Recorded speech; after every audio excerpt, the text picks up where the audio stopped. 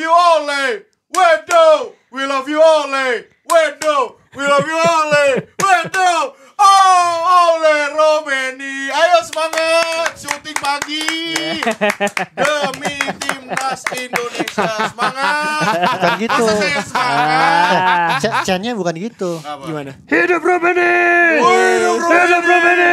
Hidup Romeni. Hidup Romeni. Hidup Romeni. Lagian ya. Aduh. Yang bener tuh Ole. Ole. Emang iya Ole. Ole Romani. Tapi gak enak kan, kayak tadi juga chant-nya juga Ole. Kayaknya kan kalau Ole. Ole Romani. Yang selamat datang di Box to Box Football Show. Kita hadir dengan cepat, tag cepat di kita nih rekor tag terpagi 2.20 pagi ya. Banget dong di Gila. saat yang lain takbiran kita di sini. Kita semua sudah lelah sebenarnya ya. Iya. Rossi dan Waldo habis ada kerjaan di Iya. GBK. Kita belum vlog. lelah ya. Apa tuh? Katanya kan gak lelah kita. Kita. Oh, Katanya lo energi lo masih banyak. Pasti pakai salaman anjir. gue juga bingung. Tahu. Soalnya Suka kan bikin drop deh ah. Mau mengucapkan selamat. Terus gue juga habis sama Vindes sama Speak Bola, Iya. tapi kita tetap hadir bagi kawan-kawan di Box to Box Football Show. Selamat datang di Box to Box Football Show. Di penghujung musim ini kita mendapatkan hadiah yaitu Indonesia lolos ke putaran keempat putaran keempat kualifikasi Piala Dunia 2026.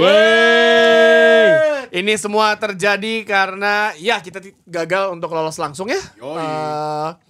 Australia udah gak bisa dikejar. menang 1-0 lawan Jepang.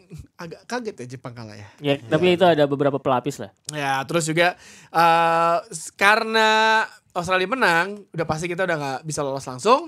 Tapi secara matematis Indonesia udah pasti lolos ke putaran keempat karena Bahrain kalah 0-2 dari Saudi Arabia. Terus kita juga agregat golnya juga jauh dibandingin Bahrain. Bahrain makanya main yang benar dulu. Boleh Enggak, kita tuh agregatnya di -5 justru. -5. Tapi udah Bahrain minus berapa lu coba? -8. 8 apa 9 gitu ya kan? Tapi -8, tapi kita nggak mungkin kejar lagi poinnya. Betul, nggak boleh kejar.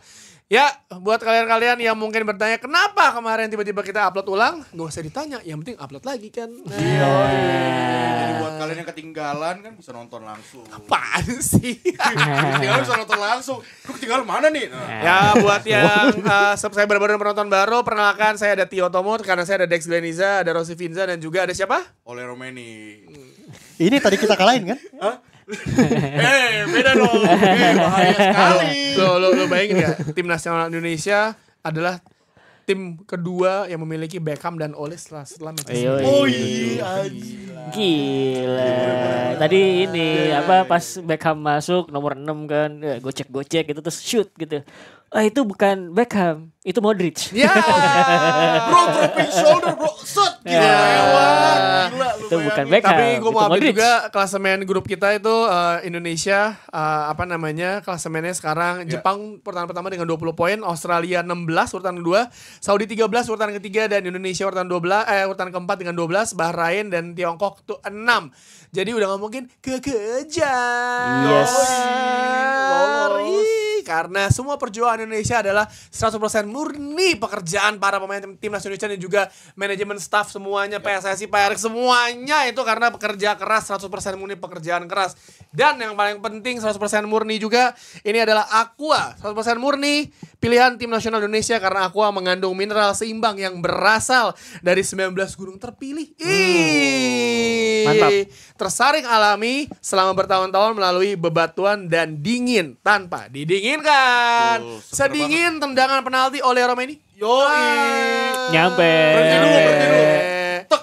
Sampai itu nge-freeze itu kiper. Nge-freeze gitu. Terima kasih Aqua sudah mengirimkan Waldo untuk menonton langsung pertandingan lagi ya dengan Rossi ya. Iya, berisik. Walaupun kita lumayan deg-degan karena Waldo mepet datangnya. Gue di grup udah ini mesti gue juga yang ngurusin. Gue deg-degan anjir. Gue diambil. Ini kan udah diambil.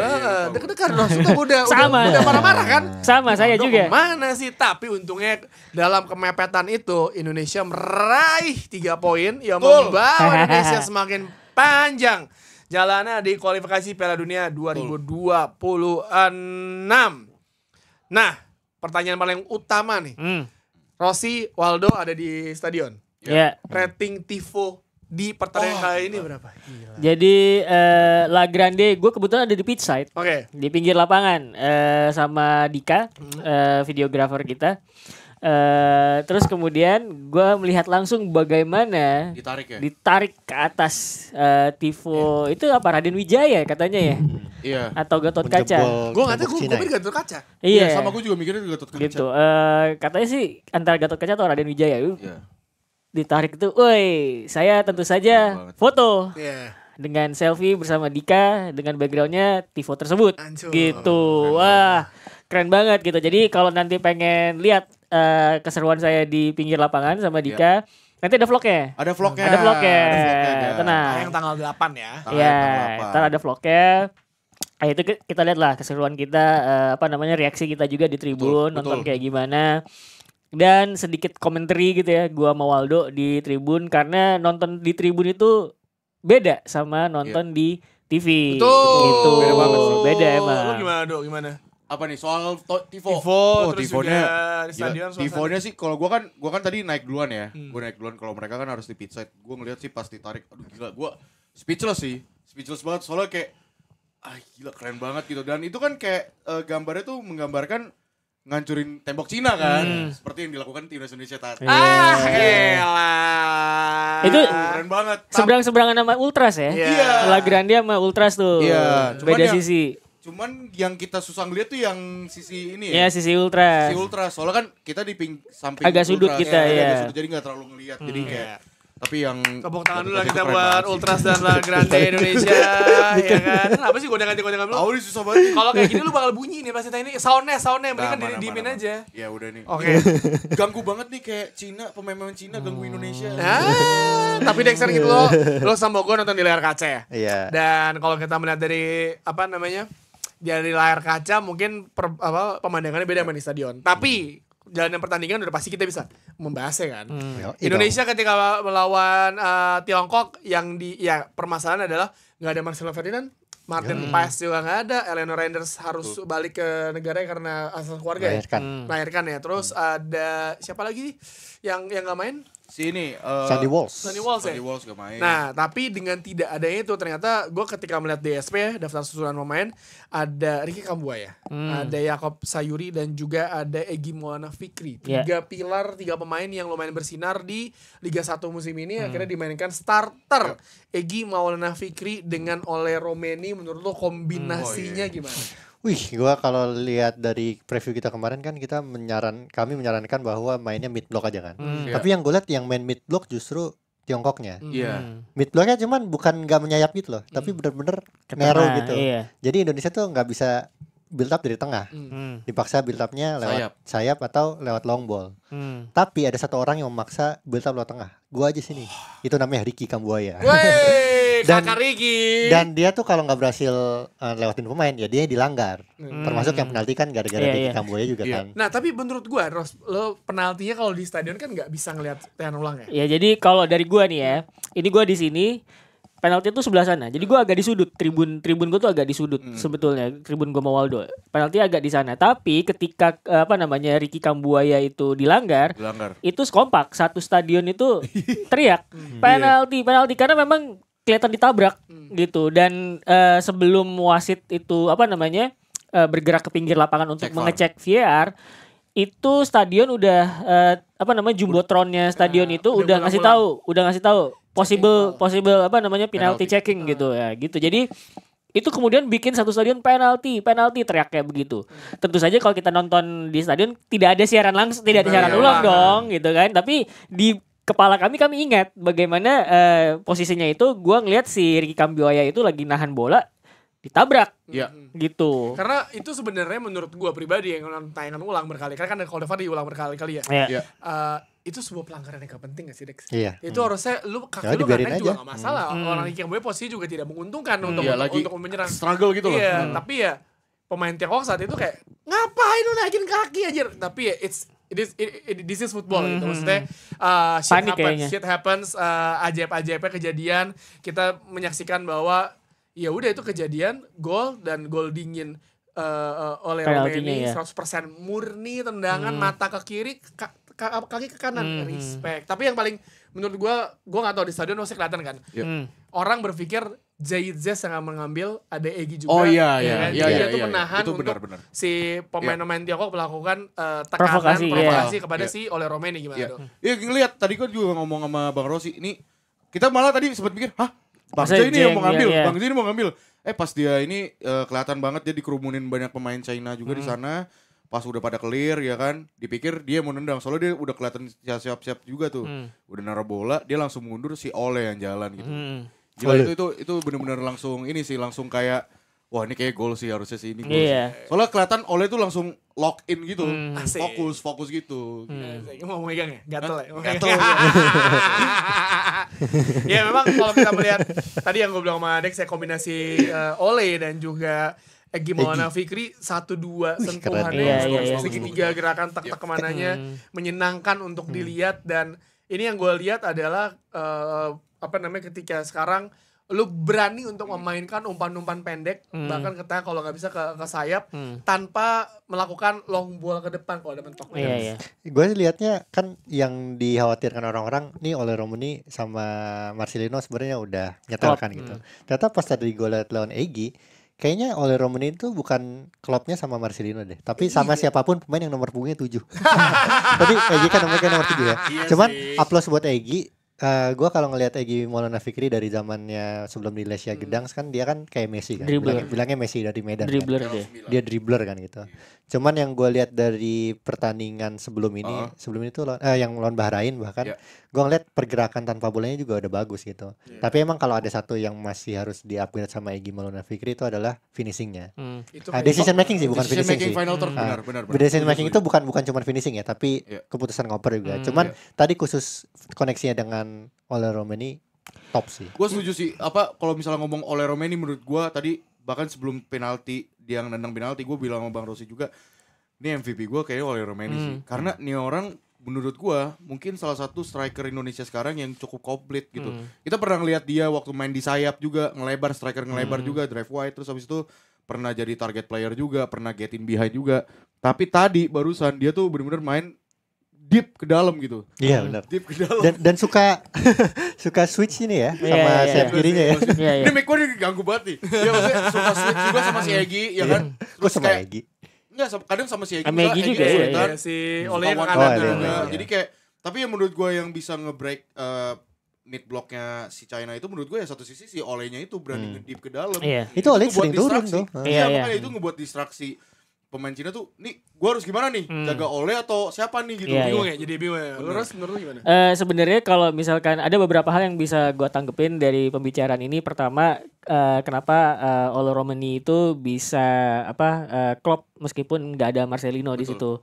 Pertama, satu hal kalau misalkan gue nonton ke stadion kan view kita tuh beda ya sama view penonton TV. Karena kalau di TV itu pasti kamera ngikutin pergerakan bola gitu. Jadi ya lu bisa lah dikit-dikit ngelihat pergerakan tanpa bola gitu. Nah, kalau gua datang ke stadion itu biasanya di tribun gua ngeliatin pemain-pemain yang tidak menguasai bola gitu. Itu lebih seru biasanya.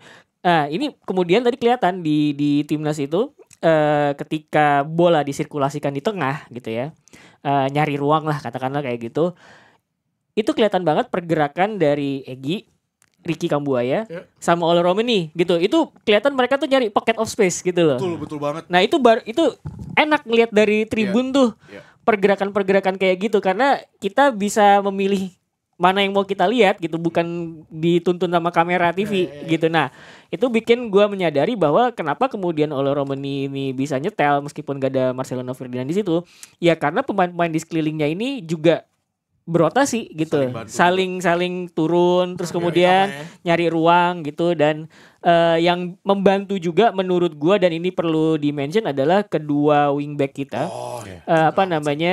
si Jakob Sayuri di kanan sama Calvin Verdong di kiri. Itu mereka aktif offense, mereka juga aktif buat tracking back, bantu defense gitu. Makanya kemudian kadang-kadang kalau lagi defense lu kelihatan kayak mereka main tuh kayak hampir 5-4-1 gitu. Nah itu gue bilang sama Waldo tuh liatin makanya kalau misalkan nonton stadion lu liatin posisi pemain yang nggak megang bola. Gue bilang yang pegang bola udah pastilah mereka build up gitu, tapi liatin yang nggak pegang bola gitu. Nah itu gue ngeliat tuh liatin si Verdong kiri, terus di sisi kita tuh Space kosong sisi kita nonton itu sisi kanan gitu. Jadi kita ngeliat gimana si Jakob Sayuri itu berdiri tepat di garis lapangan gitu, dan terus Kelvin Verdong sebelah sana juga di garis lapangan, jadi mereka ngelebar gitu. Jadi sementara pemain memenuhi tengah gitu, dan kalau misalkan itu nggak works, mereka punya jalan keluar ke sisi sayap gitu, dimana dua pemain ini beneran hugging the line gitu. Dan lu bisa lihat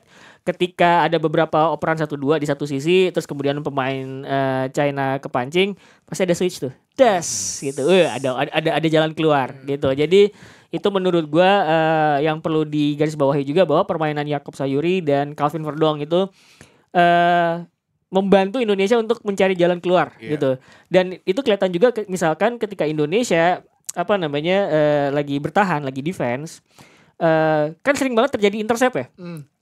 Gue harus memuji pertahanan Indonesia pada pertandingan tersebut, itu bagus, compose, dan Jay Izzas kelihatan banget ngatur teman-temannya, ayo jaga garis pertahanan gitu, saling dia ngomandoin kanan kiri gitu ya, bahkan pemain di depannya dia untuk ngejaga garis pertahanan supaya kompak gitu sama lini tengahnya.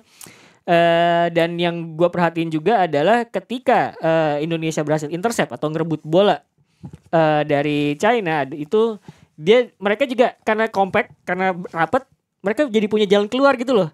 Kan biasanya kalau misalkan posisi lo nggak bagus, udah intercept atau ngerebut bola dari lawan, langsung buang gitu. Betul, kan. Yap. Terus ya udah gagal, bola direbut lawan. Tapi tadi gue lihat adalah ketika berhasil intercept atau ngerebut bola, temen gue ada opsi passing, jadi bisa keluar bahkan ke pinggir atau ke tengah, bahkan gitu. Jadi lagi juga gitu, karena itu compactness-nya terjaga. Jadi itu juga, dan tentu saja yang perlu gue puji adalah composure pemain-pemain belakang.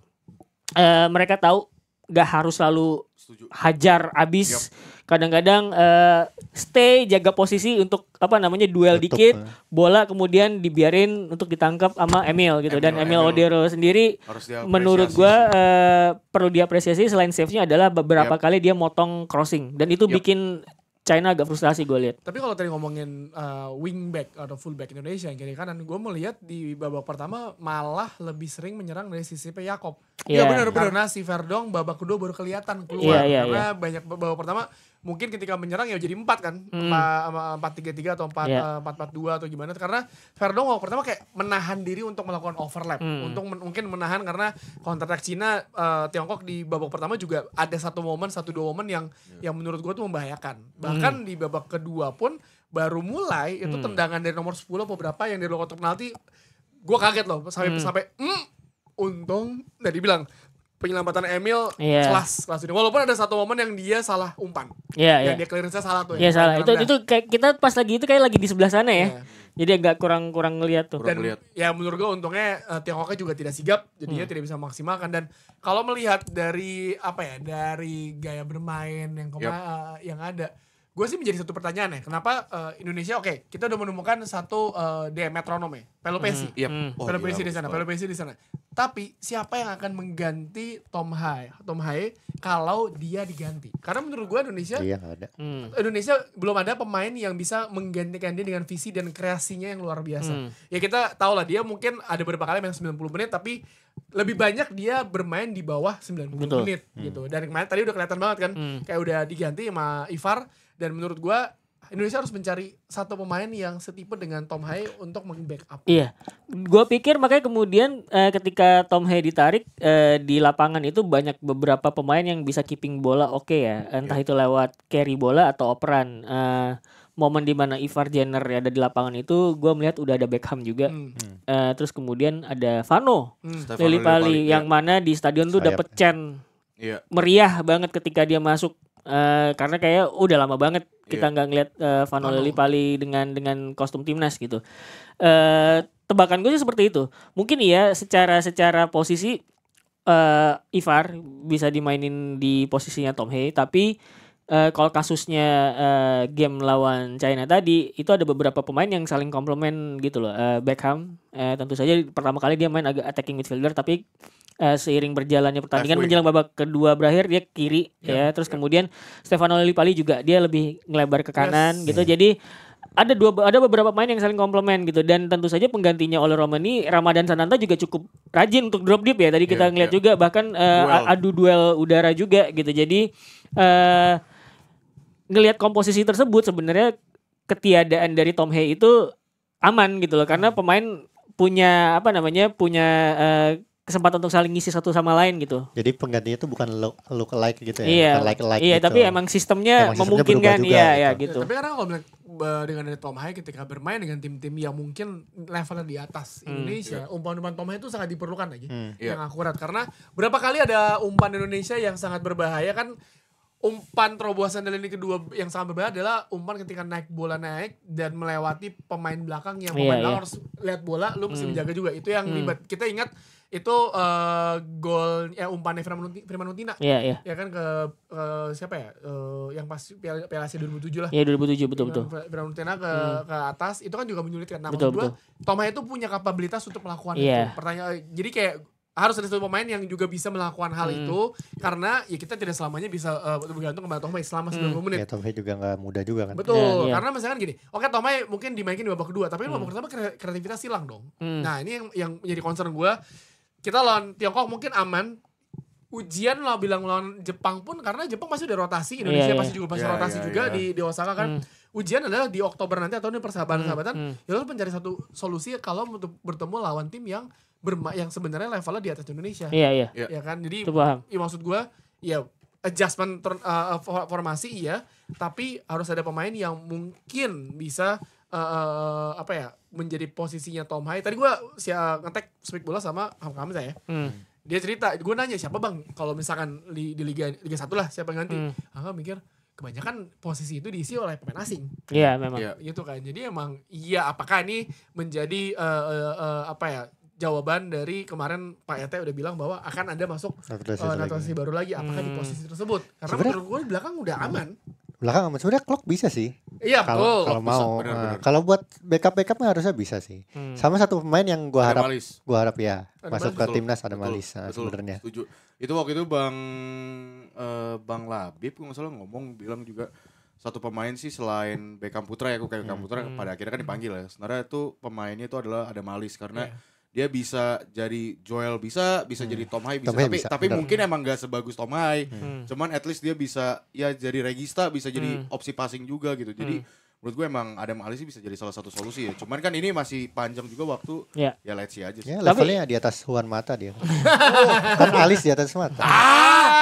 Tapi gue pikir kalaupun tidak ada player to player gitu ya yang bisa buat pengganti, ya opsi lain ya dengan memainkan pemain-pemain kayak gitu dengan jarak berdekatan gitu. Iya kayak Ricky Kambuaya, Egy Maulana Fikri, Olo Romani bermain berdekatan tuh udah kelihatan ini bisa sangat fluid gitu. Tinggal siapa yang bisa backup gitu. Mungkin Beckham bisa main di situ juga jadi agak lebih deep, atau kemudian yaitu Adam Alis. Jadi banyak opsinya gitu, nggak harus player to player, mungkin sistemnya yang agak sedikit diubah. Tinggal gini sebenarnya, tadi gue lihat itu adalah karena kita kan main mid block, China juga main mid block, dan udah kelihatan dari pertemuan pertama di mana mereka selalu ngejaga supaya jangan sampai lawan central progression gitu kan, makanya kemudian dia mampet di tengah. Itu udah kelihatan dari leg pertama. Tapi yang bagus dari Indonesia adalah sekarang tadi kayak udah kita bahas, sayapnya tuh selalu ngelebar dan itu selalu ngasih opsi gitu, dan itu terbukti bisa. Persoalannya tinggal mungkin timing kali ya, dari kita mungkin main mid block defense gitu ya ke attack gitu ya, ketika transisi positif, timing pemain untuk semuanya bergerak bareng, untuk saling nge-backup gitu ya. Ketika nyerang kan nge-backup itu bukan cuma bertahan dong, nyerang juga harus backup gitu. Nah itu mungkin bisa diasah lagi. Gue nggak bilang tadi jelek, tapi masih bisa diperbaikin lagi. Karena beberapa kali juga gue lihat ketika kita udah mau masuk agak bingung tuh gitu. Kadang-kadang bolanya juga agak ngelebar juga. Iya gitu. Nah itu butuh backup lebih bagus lagi lah, walaupun overloadnya tadi memenuhi area-area untuk unggul jumlah atas pemain China udah oke gitu. Sebenarnya dari pembicaraan ini yang benang merah yang gue bisa ambil adalah Patrick Kluivert udah bisa ngatur tempo dengan baik sih. Termasuk pergantian pemainnya juga. Itu yang paling penting sih, karena babak kedua ketika masukin si Beckham Putra terus masukin Kevin Dix, itu menurut gue salah satu pergantian udah karena gini, lu pasti babak kedua berusaha nyetak gol dong. Harusnya menurut gue ya, correct me if I'm wrong, harusnya Indonesia bisa menambah gol di babak kedua. Gue setuju. Ya kan, tapi iya ketika udah menit 75 ke atas lu nggak bisa, lu melihat peluang itu sangat susah. Ya udah lu ganti strategi, lu mempertahankan situasi yang ada. Iya. Dan ya udah lu ketika bertahan 5-4-1 dan itu tidak berubah ketika menyerang. Betul. Meninggalkan kalau sebelum oleh ditarik ya sudah Ramadan Sananta akhirnya kan yang berusaha. Ada satu momen di mana umpan terobosan lagi dari lini kedua ke depan. Sayang kontrol sama Ramadan kurang ya, jadi bola lepas gampang lepas ya. Dan yang gue ngelihat dari pemain Indonesia adalah mereka benar-benar belajar dari imbang melawan Bahrain di Bahrain waktu itu kan. Yang kebobolan menit 9 padahal injury time cuma 6. Mereka ketika udah masuk injury time beneran keeping ball lama, gak mau ngambil resiko main advantage tenang. juga. Betul kan? Advantage gak usah, pelanggaran aja. Nah, yang jadi gue bingung adalah ini kan Tiongkok sebenarnya lagi ngejar. Tiongkok pemain guling-guling sendiri pasti. Itu cedera beneran berarti itu. Oh sakit banget. Itu cedera beneran berarti. Maksud gue beneran sakit. Tapi kayaknya kiper sempet maju kan. Iya. Itu makanya sih maju. Tadi salah satu Free kick terakhir ada tuh. yang cedera sampai di bawah kambulan dia ada salah satu. Ya maksud gue kayak cedera bener. Cedera Maksud gue kayak Indonesia udah dewasa, nggak cuma 1-2 main tapi semuanya udah paham bahwa lo ketika ada advantage 1 gol, marginnya tipis ya. 1 gol, satu kesalahan bisa ngubah segalanya. Ada satu momen yang pemain siapa tuh yang crossing yang untung nggak ada yang nyambut, itu lumayan berdua. Oh iya itu pas di depan tribun kita tuh karena babak kedua China tuh nyerang ke arah dekat tribun gitu. Sering banget si Cina itu tuh ngelakuin crossing tapi gak ada yang nyambut gitu. Dan satu sisi tadi si Audero juga ya, maksudnya bagus banget gitu. Claim crossnya. Claim crossnya oke. Dan kita pernah bahas juga kan di situ pada saat ada Bang Aun. Ada Aun nih. Soal ya ini bukan perbandingan cuman tip kiper seperti apa antara Martin Paes dan juga Audero. Kalian bisa nonton aja sih. Ya dan ada satu momen ketika Beckham Putra baru masuk, Beckham nomor 6 ya. Nomor 6. Betul. Dia lepas tembakan tapi ada umpan dia juga yang umpannya siapa yang Kevin Dix ya. Itu gue berharap kayak tapi ya sudah itu udah memberikan bahwa ini ada angin segar ketika lu berkonten pemain, lu bukannya bertahan tapi tetap melakukan serangan-serangan tapi tidak frontal, mesti dewasa. Tapi kan yang akan menjadi headline adalah pertanyaan banyak orang. Dengan adanya Egy, Kakak Ricky, Yakob sama Yakob Sayuri bersaudara, terus ada Beckham Putra, di Rizky Ridho reguler lah ya. Dia berarti kan sebenarnya pemain Liga 1 layak untuk mendapatkan tempat, untuk bersaing. Betul, memang. Sana, ya kan? Sebenarnya kan ini pemain-pemain kayak Yakob, Ricky Kambuaya, Egy Maulana Fikri, ya Stefano Lillipali, bahkan Beckham Putra ini kan emang sebenarnya salah satu high profile di Liga 1 ya.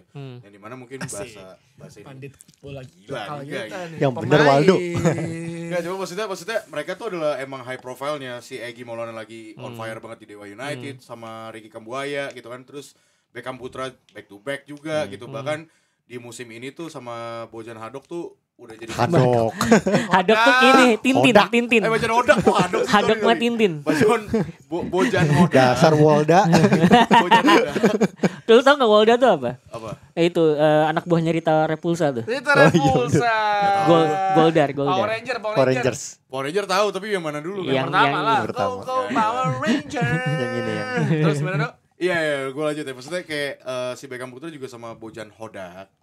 Itu tuh dimainin posisinya juga lumayan versatile, bahkan main jadi winger juga. Makanya tadi kan kelihatan banget si Patrick Kluivert juga dari si Beckham jadi center attack, jadi left wing juga gitu. Terus habis itu Stefano Lillipali juga bisa jadi solusi juga mungkin buat attacking Indonesia. Dia bisa main ngelebar juga dari center attack. Dan Yakob Sayuri, gue sih tadi berharap sebenarnya kalau Yakob cedera udah adik si itu ya masuk lah ya gitu. Sebenarnya ada orang gue berpikir kayak ini kalau Yakob ditukar ganti baju doang juga iya nggak ada yang sadar. Dan mereka berdua tuh juga bagus banget di Maluku Malut United di Malut United. Ya Malut tuh Maluku Utara bener. Iya dan maksudnya tadi Yakob juga mainnya gue mengingetin gue dengan Di Marco gitu. Di Marco-nya Indo. Tapi Di Marco yang bukan di final. Bukan di final kan? Di final kan di Miami. Terus kirinya Verdong kan, Carvajal banget. Carvajal gila. Apa sih? Tapi mukanya emang mirip ya Do ya? Iya, dua mirip. Kalau nggak salah Verdong tuh pemain terbaik Eropa secara statistik kalau nggak salah. Oh iya. Gimana NSC siapa ya? tuh ada anak Vindes si Mamet yang bilang kayak pemain terbaik Eropa apaan sih? Tapi nggak tahu ya. Coba bantu guys. Kawan-kawan warga-warga box-box dibantu. Oke, ini kan berarti dengan adanya pemain-pemain Liga 1 sebenarnya bisa mencari lagi bahwa banyak pemain di sana yang Liga 1 yang ya apalagi banyak yang bilang oke, mungkin kualitas Liga 1 udah bertambah, apalagi ada VAR semuanya. Liga udah bertambah walaupun Ramadhan sana pindah ke DPMM ya. DPMM itu tim Brunei main di Liga Malaysia ya. Di mana Liga Malaysia setahu gue Perak FC tuh mengundurkan diri karena financial. Walaupun sudah tahu kita juara musim depan udahlah JDT lagi. JDT lagi. Tapi bahkan Jordi Amat JDT tidak masuk squad. Iya. Ini kan berarti persaingannya sangat keras ketat sekali. Ya. Jadi Betul. kan, ya tapi yang bisa dipungkiri juga Jordi Amat adalah salah satu pemain naturalisasi atau diaspora yang awal-awal dibawa. Betul. Ketika Sebelum kita ada JZ. Jordi Amat tuh juga bisa loh jadi kayak Tom Hay. Umpan-umpan panjangnya bagus. Tadi tuh gue obrolan sama Bang Hamka bilang siapa bang ya? Terus bilang kalau Indonesia dulu mau naturalisasi pemain terbaiknya Waldo, William Plim. Zidannya Indo. Gawat itu. Plim tuh udah masuk timnas Indonesia gawat itu. Enggak, sebenarnya ada satu yang paling mau dinaturalisasi cuman gak jadi kan, Tiani. Reinders. Itu tuh dia udah ke City ya guys. Udah ke City. Kan kita dapat adenya ya.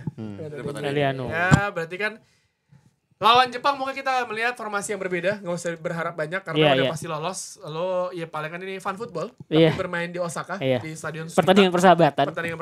Kencang. Kolaborasi Indonesia Jepang, kerjasama Indonesia Jepang ya. Jadi kita harus berharap juga ya, tapi beruntung kita menang. Alhamdulillah kita menang, beruntung ya. Kita alhamdulillah menang pada malam pada hari Kamis. Yang membuat ketika di Jepang kita bisa bernafas lega. Iya, enggak deg-degan, nontonnya enggak deg-degan. Dan ya terima kasih juga Saudi ya karena mengalahkan Bahrain. Berapa tadi 1-0? 2-0. Jadi emang ya apapun pemainnya, siapa yang berada di sana saatnya kita menatap putaran 4 perjalanan masih panjang. Bulan Oktober akan bermain tanggal 8, 11 dan 14. Jedanya 3 hari ini round robin. Tidak ada home and away, bermainnya di Doha dan di Saudi gue nggak tahu main di mana. Jadi akan ada 2 grup. Di segrup itu ada 4 ya? 3 tim. Urutan pertama langsung lolos ke Piala Dunia. Urutan kedua akan diadu lagi dengan urutan kedua di grup 1 lagi. Yang menang akan bermain melawan tim-tim dari CONMEBOL, OFC, CONCACAF dan kawan-kawan. Itu titik darah penghabisan. Kalau Dex bilang itu kayak gini itu ya. Iya, kalau Dex bilang FIFA sayang sama Indonesia, bisa jadi disayang sampai titik darah penghabisan. Sampai situ tuh. Karena engagement kita tinggi. Gila. Kita sebagai content creator happy, tapi sebagai fans deg-degan. Betul. Boleh enggak? Tapi tadi lawan Cina gue gak deg-degan sih. Enggak. Tapi enggak, Waldo bahkan sudah berkoar-koar, wah ini menang, ini dikit lagi gol ini. Udah kayak gitu Waldo. Ntar lu lihat aja di vlog ya. Oke, tapi bacot. Nah, bacot emang cocok. Waldo jadi harusnya waktu itu Waldo sudah ya pingnya. Waktu itu Waldo sama Tirta ya. Iya. Itu gua dokter Tirta pegang kamera tetap dibacotin sama dokter Tirta, gue dibilang bacot banget lu. Tirta semua juga dibacotin. Sudah ya pingnya. Oke, yang terakhir dari kalian bertiga dari pertandingan tersebut, apa yang masih kurang dari tim nasional Indonesia ketika melawan Cina yang mungkin saja kita akan melihat nanti di pertandingan selanjutnya. Kalau lawan Jepang ya udah pasti udah fun football menurut gua. Ini sih apa namanya terulang lagi dan lagi sama decision making dan finishing udah itu. Selalu ya dari itu tuh tahun peluang, lalu kita itu mulu bahasannya. tapi kita selalu upgrade. Kalau sebelumnya tuh susah bikin peluang, sekarang peluang udah banyak. Iya, udah banyak. Itu aja sih. Jadi ya sama. Tracknya tuh udah bener nih. Itu yang tadi gue bilang bahwa ketika kita abis posisi defending gitu ya, mid block, ketika kita kemudian nyerang, itu harus semuanya ikut drag gitu loh, naik compactness gitu, compactness. Jadi cover untuk bertahan tuh udah bagus. Tapi cover ketika untuk nyerang tuh ya itu bukan tadi jelek gue bilang itu, tapi emang masih ada yang bisa dipush lebih bagus lagi gitu. Tapi ada obrolan kita yang dari episode sebelumnya yang kita tayang publish ulang. Itu adalah yang tidak terjadi ada 15 menit pertama ternyata tidak sengegas itu. Iya, benar. Lebih kompos dan controlled gitu sebenarnya. Lebih berhati-hati, lebih mencoba bertahan dengan baik, melakukan serangan dengan pelan ya. Maaf. Iya, alhamdulillah. Yarhamukallah. Ini ya resiko tag pagi ya guys. Tadi saya juga. Tapi itu saya dengan cara yang bermain yang kita sudah lihat ya, pertama ternyata tidak ngegasnya. Tapi kalau bermain maraton, hasil akhir adalah kunci. Lo gak bisa bermain buru-buru. 3 poin sudah di tangan. Jadi alhamdulillah, terima kasih tim nasional Indonesia membuat hari Kamis kita mendatangkan kemenangan, dan di hari Jumat ini kita sudah meraih kemenangan. Tadi tuh ada ini, ada apa? Stadion. Yang pemain Cina cedera terkapar, terus kemudian supporter satu stadion Allah. Wah, jangan begitu. Mau takbiran. Tapi kan tadi takbiran sih.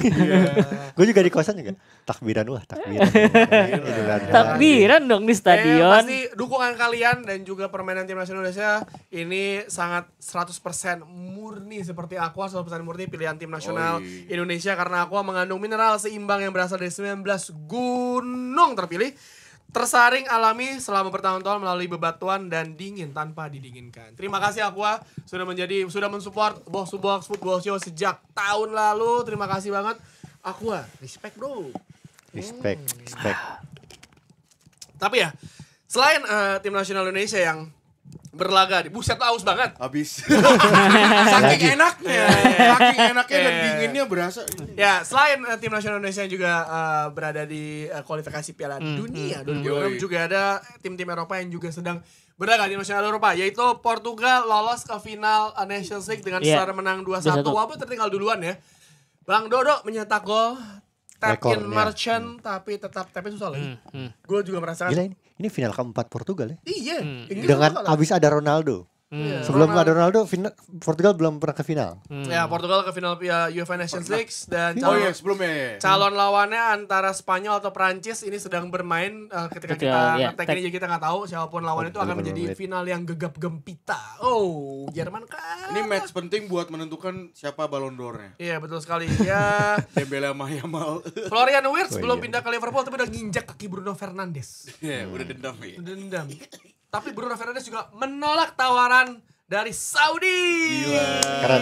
Legend, he's a legend, motherfucker. Siap. Lo bayangin, kalau frustasi. dia memilih untuk tetap bertahan di tim tersampah dunia atau tim terbaik dunia atau Manchester United. Karena dia percaya project dari Ruben Amorim. Tapi ini pertama kali gue melihat sebuah tim mengklarifikasi berita gak jelas dari komentarnya pemainnya sendiri. Kan jarang ya, kan Bruno ditanya pas lagi konferensi pers yang Portugal ditanya kan. Dia bilang, gue gak ada niat untuk pindah. Gue udah menolak. Berapa minggu lalu ya orang siapa ahli ya ngajak ngobrol, tapi gue nggak tertarik karena gue percaya gue masih pengen bisa bermain di level tertinggi, dan dia juga bilang bahwa klub nggak mau ngejual gue juga ngomong sama Amorim, kecuali kalau guenya pengen pindah gak bisa ditahan. Itu loyalitas banget. Jadi maksud gue, lu di tengah situasi yang kalau lu Bruno bisa pindah main Real Madrid atau di City atau dimanapun, pemain-pemainnya lebih gacor dan bisa mencetak gol dari teman kamu mungkin bisa jadi legenda, tapi kamu sudah menjadi legenda di hati para fans Manchester. Terima kasih Bruno Fernandes. Dan juga selain itu ada Simone Inzaghi yang pindah ke Saudi ya. Surprising. Ya, di saat Bruno nolak, Simone Inzaghi say yes. It's all about the money. Badadam. Gimana ya? Inter ini ya. Inter kemudian ngincar Fabregas, tapi Como bilang no, dia penting buat proyek kami. Mirwan Suarso presidennya. Dan Como tuh baru bikin acara juga sama David Horncastle, The Athlete. Iya. Sama Fabregas juga, sama Mirwannya juga. Jadi kayak nggak bisa, ini udah proyek nih. Iya benar, soalnya ada beberapa pembelian Como tuh sesuai dengan ini ya, Fabregas. Tapi kalau dilihat dulu Pak Mirwan ketika bikin Como kayak bikin main FM ya. Iya. Coba-coba main yang dia mau tarik aja lah. Ini wonderkid. Tapi ternyata dari proyek-proyek itu ternyata wow, Como bisa bertahan dan berjuang di Serie A. Semoga musim depan Como bisa. Kipernya dulu Como siapa ya? Kasih tahu. Pepe Reina. Kasih tahu yang tadi main. Emil Laudero. Pinjaman Palermo. Iya. Iya, balik lagi. Tapi kan dipinjamin Palermo musim lalu. Jadi tadi gue bercanda gila ya. Itu defense-nya Liga Italia. Depan belakang connection. Dan itulah Serie A. Liga Italia kemarin pas jadi lagi latihan dia teriakin Inter. Oh iya, disuruh pindah ke Inter. Karena enggak, kemungkinan dia akan pindah ke tim-tim lain. Tim Serie A lah, tapi jangan Serie B lah. Serie A. Enggak mungkin lah Serie B, Serie A lah, pasti Serie A. Katanya Inter yang Karena Inter kan juga butuh peremajaan lini belakang ya. Dan si enggak tahu Inter tuh kayaknya nggak bakal 3 back lagi kali ya kalau bukan Inzaghi. Ya kayak. bukan Inzaghi, Bisa enggak sih gue enggak yakin sih. Cuman kaget sih gue maksudnya Inzaghi ya sebagus itu malah pindah ke Arab dulu. Iya, mungkin Internya juga butuh Duit perubahan juga. Ya Perlu enggak duit dong. juga sih. Duitnya pasti ke Inzaghi dong. Itu masuk Inzaghi. Dan itu Iya, kan itu Inzaghi. Simone akan menjadi pelatih kedua di Saudi ya setelah Pioli ya. Ya. Al Nassr. Iya. Oh iya. Ada Oh di Saudi yang sekarang ada. Iya, sekarang ada 2. Dan yang menarik juga adalah Cole Palmer ganti nomor punggung jadi 10 yang sebelumnya dipakai Mudryk. Dan Liam Delap striker anyar mereka akan memilih nomor terkutuk 9 karena nomor terbaik itu Halit 9 Harus. itu terakhir kali yang sukses adalah Didier Drogba. Gue Iya, kira iya, Halit iya. Murah harus. Drogba 11. Oh, 15 terus 11. 11. 15 terus 11. 9 tuh Torres. Torres. Torres. Mate Jakesman. Bola Rus. Siapa lagi 9 dulu? Gak inget lagi. Sidwell. Oh iya. Pemain mana? Si Duel. Pemain Aduh, itu Si yang Duel. gue selalu lupa yang lu sering ngata-ngatain gue mulu. Damien Duff enggak? Damien Duff bukan nomor 9. Everton. Everton. Lupa. Everton. Everton udah Damien Duff pernah. Chelsea itu nomor 11. Dan yang terakhir yang mungkin kelupaan adalah jangan lupa bahwa Manchester United lagi cuci gudang. Dan yang paling penting Sir Dave Braithwaite ini cabut dari Man United. Jason Wilcox legendnya Leeds United Iya, di sini itu. resmi jadi direktur football. Lalu Man United mengincar Bryan Mbeumo. Dan kemarin saya mau nanya, Oh, iya. ada klarifikasi dari Bapak Rossi ya. Ini salah satu partner kerjanya membuat heboh Twitter ya. Masalah Matheus Cunha. Tapi episode 2 episode yang lalu ya. Udah dibahas. Udah dibahas. Terus gue Oke nih yang ya. pindah kan Udah. MU ya. Kenapa diributin sih? Duit Kan engagement. Kan masalahnya MU kan Cunha. itu dia release clause ya. Punya. Karena kalau nggak Release release clause, bener. kalau nggak bayar release clause itu bisa 100 juta dikasih sama Iya orang. benar. Gue jadi inget Dita, GM juga makan ini literally lucu makan. kan? Lucu Kunyah, kan? kunyah. Lucu banget, Ah. sumpah. Harus dikunyah emang. Dan selain update dari Eropa, Indonesia udah, tapi juga ada update dari lokal dalam negeri. Roh, silakan. Udah Kanjuruhan Gimana? dari Radar Malang yang pertama itu ini yang teknis ya. Patung kepala singa, tahu kan? Yang Ya, di ya, ya. yang di Kanjuruhan itu bakal dipindahin 400 meter ke selatan. Oke. Alasannya gara-gara estetika doang. Tadinya di tengah, pas udah direnovasi nggak jadi di tengah lagi. Pindahin lagi ya ke tengah gitu. Kurang estetik ya katanya. Nah, itu tuh yang dari stadionnya yang kedua. Ini kan kemarin abis ada kongres PSSI. Nah di situ Erick Thohir bilang akan memperpanjang aturan larangan penonton tim tamu hadir di stadion. Alasannya karena bercermin dari tragedi Kanjuruhan dan perayaan berlebihan setelah Persib juara. Kan lapangan rusak doang dirusak gitu kan. Itu banyak. Yang jadi pertanyaan gue adalah di 2 laga itu sebenarnya penonton tandangnya kan nggak ada kan ya. Tapi kenapa pelarangan penonton tandang gitu? Harusnya kalau dari logika yang sama harusnya pengamanannya diperketat. Ya, tapi itu bahasa kita soal pengamanan dan juga training semuanya kan udah panjang ya. Iya. Nah, jadi ya menurut gua apapun yang terjadi ya kita masih tetap dukung tim nasional Indonesia Ya. dan nasional Indonesia dan kita akan menyambangi kawan-kawan kita yang ada di Betul. Osaka dan juga Tokyo. Kalau mau bertemu Mata nih. kita semua akan bertemu di Osaka ya. Episode Karena terakhir nih. bukan episode terakhir musim ini. Ya, Ya kan, kita akan finish strong di Osaka. strong zero. Strong Zero. Waldo akan kita cekokin Strong Zero. Gila, Ya kan? Aduh. Papi papinya Waldo mau nakal-nakalan di Tokyo. Ya kan? Aduh. Sampai jumpa di episode selanjutnya. Kita akan rekaman itu di Osaka insya Allah. Ya. Dan juga Waldo akan keliling Vlog stadion. kali ya? Ada vlog ya, ada vlog lagi. Vlognya Waldo. Vlognya Waldo, tapi ini POV-nya Waldo nonton di stadion dengan Iya. kawan-kawan. Pas Ada tuh, Emma. pas tuh di Osaka Castle, baik baginda. Gitu. Ya, ayo pemirsa. style- Ya, bodoh sekali. Bodoh sekali dia. Bodoh sekali sih. Sampai jumpa semuanya, sampai bertemu lagi di episode selanjutnya Box to Box Football Show langsung dari Osaka. Bye bye.